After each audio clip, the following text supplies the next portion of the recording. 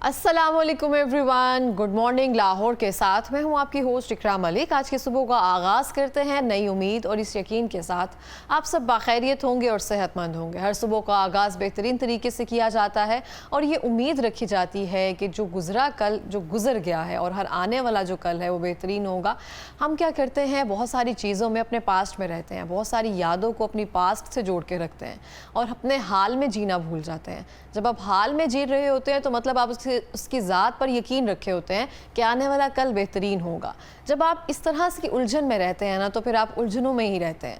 अपने हाल में जीना सीखें, जो हो रहा है उस पर राज़ी रहें, जो होगा वो अच्छा होगा। और जो 70 माओं से ज़्यादा प्यार करता है वो आपके लिए तो कभी बुरा नहीं सोच सकता।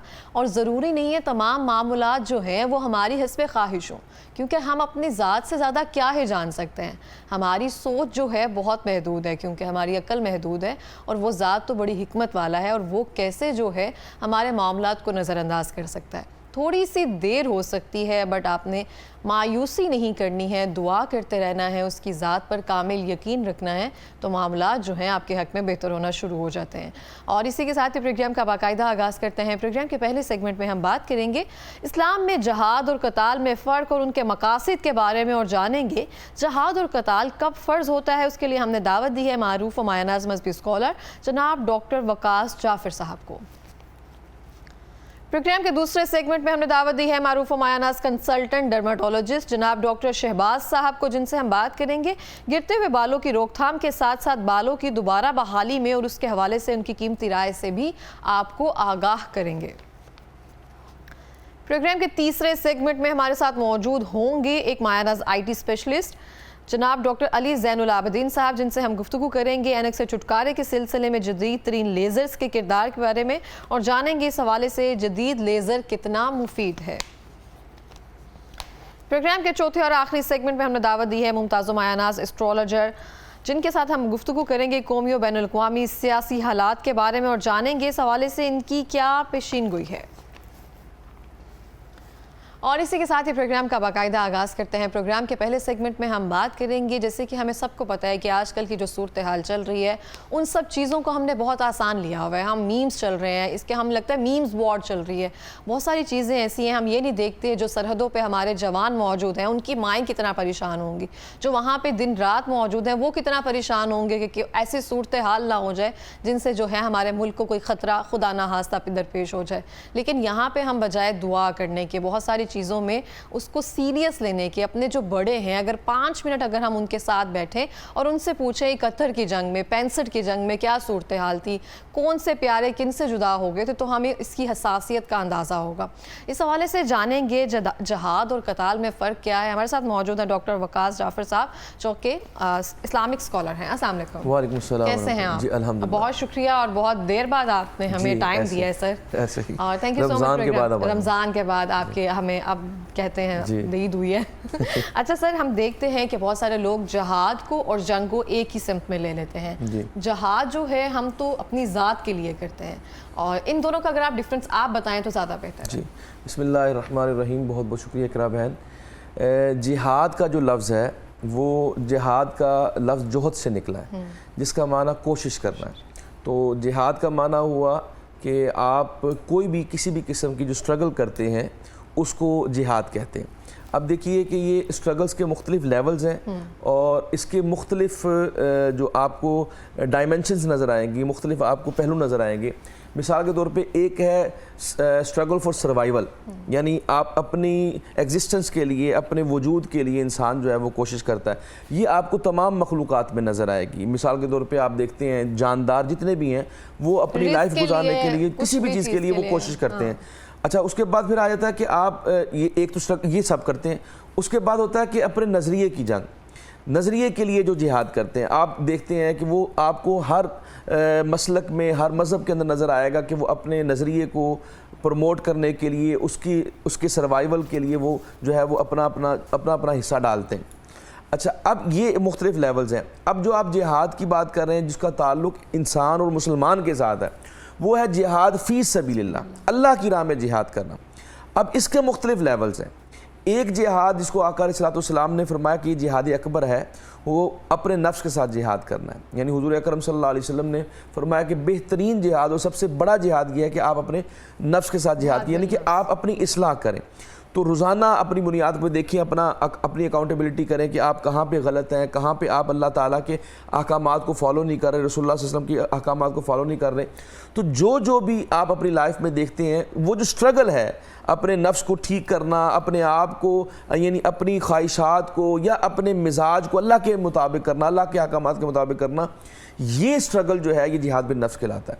تو اسی سے شروع ہوتا ہے. پھر آپ جہاد بالنفس کے ساتھ ساتھ پھر آپ جو ہے وہ اپنے نظریے کے لیے جو ہے وہ جہاد کرتے ہیں، اپنے مقاصد کے لیے جہاد کرتے ہیں، اللہ اسلام کے غلبے کے لیے جہاد کرتے ہیں. تو یہ جہاد کے مختلف لیولز ہیں. اب جو بات آپ نے جیسے جنگ کی ہے، دیکھیں کچھ لوگ جو یہاں پہ آپ کو پتہ کہ مستشرقین اورینٹلسٹ ہو گئے یا ویسٹ ہو گیا، وہ بہت زیادہ زور دیتا ہے کہ جی یہ لوگ اپنا مجاہدین کو بدنام کرنے کی کوشش کرتا ہے کہ جی بہت زیادہ لوگ جو ہے وہ یہ جنگ کرتے ہیں، تلوار اٹھاتے ہیں، بندوق اٹھاتے ہیں. تو یہ جو میں نے لیولز بتائے ہیں کہ آپ اپنے نفس کے لیے جہاد کریں گے، اپنے معاشرے کے لیے، اپنے گھر والوں کے لیے، اپنے سوسائٹی کے لیے، اپنے ملک کے لیے. تو یہ ہر لیول کے اوپر جا کے جہاد کا مختلف لیولز کے اندر آپ نے جہاد کرنا ہے. اب جہاد فی سبیل اللہ جس کو ہم قتال کہتے ہیں، قتال فی سبیل اللہ، قتال اور جہاد میں فرق ہے. اللہ تعالیٰ نے جہاں جہاد کا حکم دیا ہے کہ وہ ہر ایک کے لیے، آپ کے اوپر، میرے اوپر، سب کے اوپر لازم ہے. اب جو لفظ قتال ہے یعنی جو تلوار اٹھانا یا جنگ کرنا ہے، یہ اللہ تعالیٰ نے قرآن پاک میں 8 اسباب بیان کی ہیں کہ 8 ایسے اسباب ہیں جن کی وجہ سے انسان کے اوپر یا مسلمان کے اوپر جہاد کرنا یعنی قتال کرنا، جنگ کرنا جائز ہو جاتا ہے. مثال کے طور پہ اپنے دفاع کے لیے، جیسے ابھی آپ نے بتایا کہ جنگ جاری ہے اور یا جنگ اپنا ہو سکتی ہے. ویسے مسلمان جنگ چاہتا نہیں ہے، لیکن اگر ہو جائے تو پھر وہ پیچھے نہیں ہٹ سکتا. پھر وہ اس کو اللہ تعالیٰ نے سورہ انفال میں فرمایا کہ پھر آپ پیٹھ نہیں دکھا سکتے، پھر آپ نے آگے نکلنا ہے. جیسے حضرت خالد بن ولید رضی اللہ تعالیٰ عنہ جب آپ جہاد کے لیے اپنے دفاع کے لیے بھی جب قدم اٹھا لیتے تھے نا، کبھی آپ نے دفاع کے لیے بھی پیچھے نہیں ہٹایا. جب اٹھ گیا قدم تو پھر آپ نے آگے ہی بڑھنا ہے. تو مسلمان کبھی جنگ نہیں چاہتا، لیکن اگر جنگ ہو جائے تو پھر وہ پیچھے نہیں ہٹتا. تو اپنے دفاع کے لیے، اسی طرح مظلوموں کی مدد کے لیے، جیسے غزہ کے مسلمان ہیں، کشمیر کے مسلمان ہیں، ان کے لیے جہاد کرنا یہ بھی مسلمانوں کے اوپر لازم ہو جاتا ہے. اور اللہ تعالیٰ فرماتا ہے سورہ صف کے اندر کہ اللہ تعالیٰ فرماتا ہے ان اللہ یحب الذین یقاتلون فی سبیلہ، اللہ تعالیٰ ان لوگوں سے محبت کرتا ہے جو اللہ کی راہ میں قتال کرتے ہیں. کیسے کرتے ہیں؟ صفن کانہم بنیان مرصوص، ایسے کرتے ہیں جیسے سیسا پلائی ہوئی دیوار ہے. تو اللہ تعالیٰ ان لوگوں کو پسند کرتا ہے جو میں نے 8 مقاصد میں سے 2 آپ کو بیان کی ہیں. مظلوموں کی مدد ہوگی، دفاع ہو گیا، غلبہ دین ہو گیا، اپنے غلبہ دین کے لیے، فتنے کو کچلنے کے لیے، قصاص کے لیے، جزیہ کے لیے. یہ وہ تمام چیزیں ہیں جن کی وجہ سے انسان قتال کر سکتا ہے، مسلمان قتال کر سکتا ہے. آج کے دور میں اگر آپ دیکھتے ہیں جیسے پاکستان یا مسلم ممالک ہیں، اس میں ہر بندے کے پاس یہ اختیار نہیں ہے کہ وہ بندوق اٹھا کے نکل پڑے. میں یہ پوچھنے والے تھے، قتال جو ہے وہ ہمیں ریاست کے حکم سے کرنا کرتا ہے، کوئی ایک فرد جو ہے وہ خود نہیں کر سکتا. وہی چیز ہے کیونکہ ہم نے ریاست نے ایک فوج بنائی ہے، ریاست نے ایک ادارہ بنایا جس کو ہم ٹیکس دیتے ہیں، جس کی وجہ سے ان کا سارا سسٹم چلتا ہے. تو یہ جو ہمارا جہاد یہی ہے کہ ہم ان کو ٹیکس دیتے ہیں، ہم ان کو سپورٹ کرتے ہیں، ان کو مورلی سپورٹ کرتے ہیں، ان کو فائنینشلی سپورٹ کرتے ہیں. اور ایک جماعت ہے، ایک ادارہ ہے جو جہاد کرتا ہے، جو قتال کرتا ہے. ان کی ذمہ داری ہے کہ وہ بارڈروں پہ جائیں اور وہ لڑیں. ہم ان کو مورلی سپورٹ کریں گے. ہاں اگر خدا نہ خواستہ اللہ نہ کرے اگر پوری فوج جو ہے وہ شہید ہو جائے یا ہمارے پاس کوئی نہ ہو، تو پھر ایک بطور مسلمان یا ایک بطور مسلمان شہری ہمارا بھی فرض بنتا ہے کہ ہم بھی بارڈروں پہ جائیں. اور جس طرح اب تو ظاہر ہے بارڈروں پہ جایا نہیں جاتا، اب تو میزائل اور ٹیکنالوجی کی جنگ ہوتی ہے، لہٰذا بہرحال اگر وہ اس کی ضرورت پڑ جائے، اگر انسانوں کی ضرورت پڑ جائے تو پھر انسان بھی جو ہے وہ نکل کے مسلمان جو ہے وہ جہاد کرے. اچھا، بہت سارے لوگ ہم ایسے دیکھتے ہیں جو کچھ نہ کچھ، جیسے ہم نے کہا نا قتال فی سبیل اللہ یہ ہے کہ کوئی ایک گروہ بھی نہیں کر سکتا، یا کوئی جو انڈیویجول ہے وہ بھی اٹھ کر نہیں کر سکتا، ریاست کے حکم سے ہوتا ہے. تو جو گروہ موجود ہوتے ہیں، کہتے ہیں کہ ہم اللہ کی راہ میں جہاد کر رہے ہیں اپنے مفاد کے لیے، اسلام کی خاطر، تو اس کی کیا سینس اور ٹرم ہوتی ہے؟ جی بالکل ایسے ہی ہے. جیسے اب دیکھیے نا 2 چیزیں ہیں. ایک ہے کہ ہم خود بطور ایک شہری، بطور مسلمان، ہم خود قتال نہیں کر سکتے. یہ ضروری، کیونکہ ایک ادارہ موجود ہے اور علماء کی رائے موجود ہے، ان کا فتویٰ موجود ہے کہ جب ایک ریاست نے ایک ادارہ بنا دیا تو ان کی ذمہ داری وہ کریں. تو ہماری ذمہ داری یہ پڑتی ہے کہ ہم ان کو انگیج کریں، ہم ان کو اگر وہ اپنی ذمہ داری پوری نہیں کر رہے تو بطور شہری ہم احتجاج کریں، ہم ایجیٹیشن کریں کہ جناب آپ اپنا کام کریں، آپ اسے جائیے. لیکن خود جو ہے جیسے تلوار لے کے یا بندوق لے کے نکل جانا کہ جی میں جہاد کر رہا ہوں، اس کا اسلام کے اندر کوئی تصور آج کے دور میں موجود نہیں ہے. آج جیسے مختلف آپ کو سیکٹس نظر آتے ہیں، مختلف گروپس نظر آتے ہیں جو کہتے ہیں کہ جی ہم جہاد کر رہے ہیں، ہم اللہ کی راہ میں نکل رہے ہیں.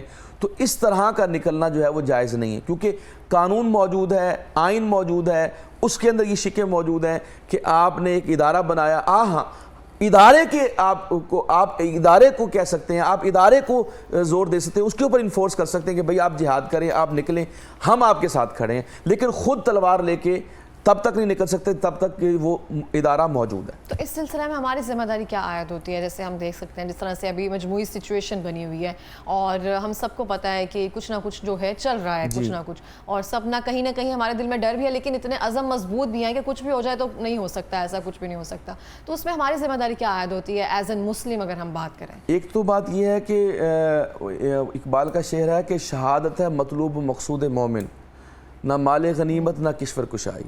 نہ تو مسلمان کا یہ مطبع نظر ہوتا ہے کہ میں نے کسی دوسرے ملک کے اوپر، کسی ریاست کے اوپر چڑھائی کر دینی ہے، مجھے مال غنیمت مل جائے گا، یا میری جو ہے وہ ریاست وہ اس میں وسعت آ جائے گی. مسلمان کا یہ مطبع نظر جنگ کا ہوتا ہی نہیں ہے، اس کا مطبع نظر ہوتا ہے شہادت لینا.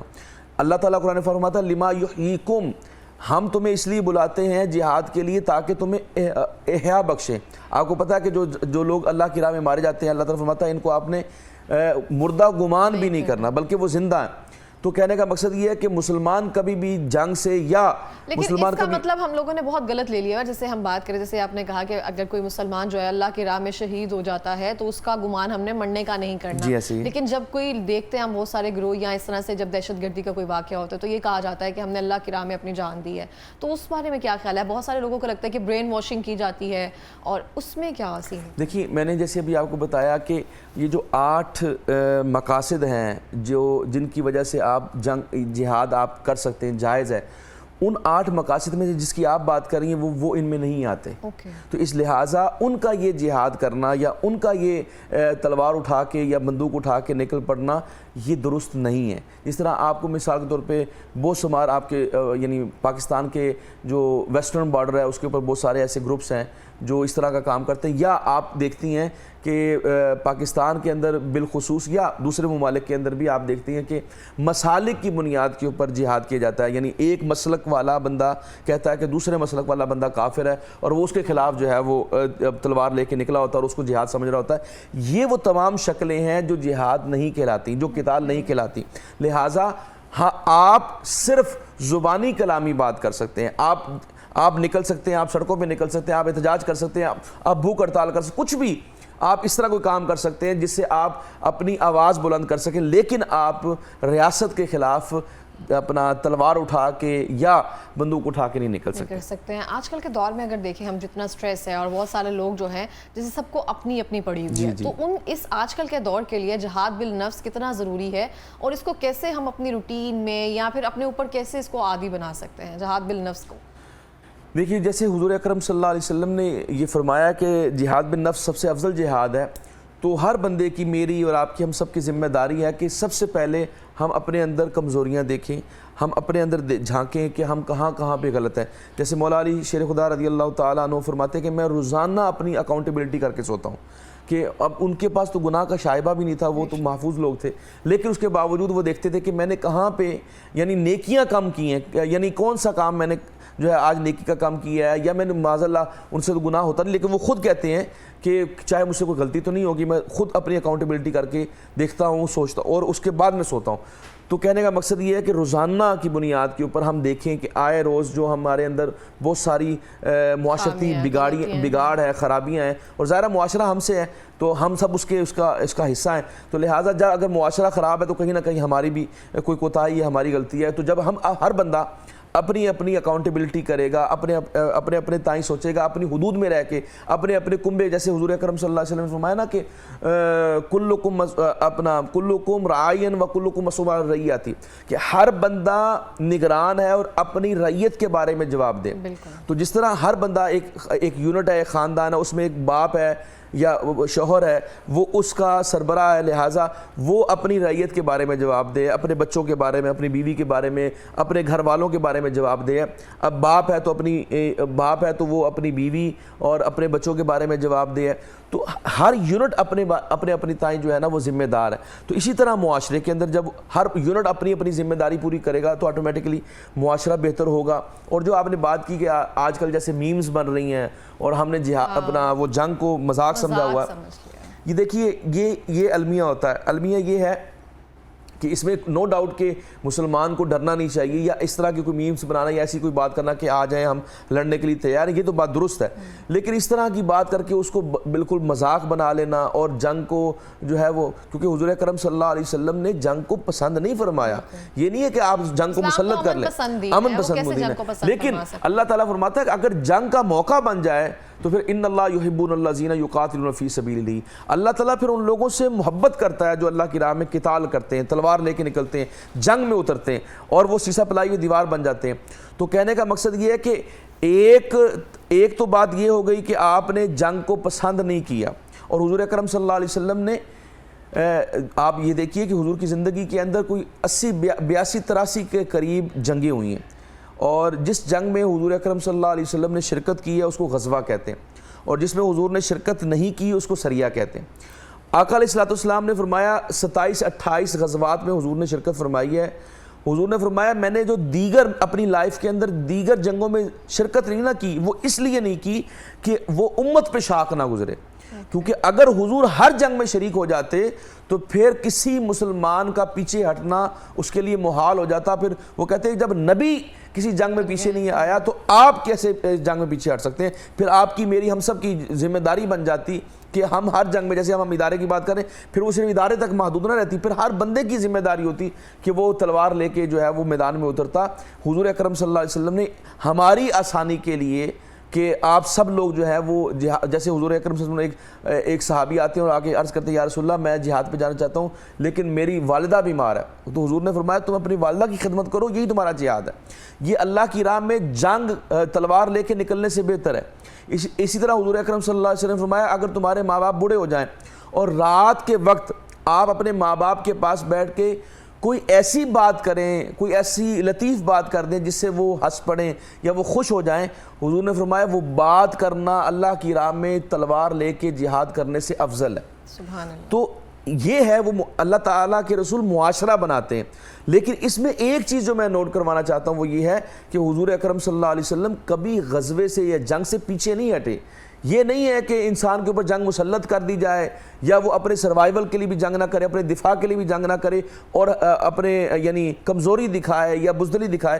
یہ مسلمان کا شیوا نہیں ہے. مسلمان کا شیوا یہ ہے کہ حضور اکرم صلی اللہ علیہ وسلم کی سنت ہے کہ حضور اکرم صلی اللہ علیہ وسلم نے 27-28 جنگوں کے اندر شرکت فرمائی ہے. تو لہٰذا ہر مسلمان کے اندر شوق شہادت, شوق جہاد, شوق ایمان ہونا چاہیے, ہر ایک کے اندر ہونا چاہیے. لیکن جو ہم نے بتایا کہ جن کی ذمہ داری ہے ہم انہی کو ایمفسائز کر سکتے ہیں, انہی پہ زور دے سکتے ہیں, انہی کو ہم ایجیٹیشن کے ذریعے سپورٹ کر سکتے ہیں کہ آپ ان کے میدان میں نکلیں. اور میں آخر میں یہ اس حوالے سے کہنا چاہتا ہوں کہ اگر انڈیا جنگ کرتا ہے یا کوئی بھی ملک ہمارے خلاف جو ہے وہ بات کرتا ہے تو ہم دین کے دفاع کے لیے, یہ بات امپورٹنٹ ہے, یعنی پاکستان کا دفاع ہم نے اس لیے کرنا ہے کہ یہ مسلم ملک ہے, یہاں پہ ہم مسلمانوں والی بطور مسلمان ہم زندگی گزارنا ہمارے لیے آسان ہے. تو لہٰذا اگر مسلم سٹیٹ کے اوپر کوئی حملہ کرتا ہے یا اس کو تباہ کرنے کی کوشش کرتا ہے تو ہم مسلم سٹیٹ کی دفاع کے لیے, لوگ کہتے ہیں نا وطن پرستی نہیں ہے, وطن پرستی نہیں, یہ مسلم سٹیٹ کی حفاظت کے لیے نکلنا ہمارے لیے ضروری ہے. لہٰذا جو انڈیا میں مسلمان ہیں, اگر وہ آرمی کے اندر ہے تو ان کے لیے لڑنا جائز نہیں ہے. اگر وہ پاکستان کے اوپر حملہ ہو جاتا ہے اور وہ کہتے ہیں جی ہم تو اپنے ملک کے دفاع کے لیے, یہ دفاع کرنا ضروری نہیں ہے کیونکہ وہ مسلم سٹیٹ نہیں ہے, یہ مسلم سٹیٹ ہے, لہٰذا اس کا دفاع کرنا ہمارے لیے ضروری ہے. تو یہ کہنا کہ ہم صرف پاکستان کا دفاع، ہم پاکستان کا بطور ایک مملکت دفاع نہیں کر رہے کہ یہ ایک خطہ ہے ہم اس کی حفاظت کریں، نہیں، ہم اس خطے کی اس لیے حفاظت کر رہے ہیں کہ یہ مسلم اسٹیٹ ہے، اور مسلمان کی حفاظت کرنا یہاں پہ اپنے اپنے علاقے کے اپنے اپنے لوگوں کے لیے، اپنے گھر والوں کے لیے، اپنے علاقے والوں کے لیے ان کا دفاع کرنا ہمارے لیے ضروری ہے۔ بالکل ایسے، تھینک یو سو مچ جزاک اللہ میں آنے کے لیے، ہمیشہ کی طرح بہت خوبصورت بات جزاک کرنے اللہ کے لیے۔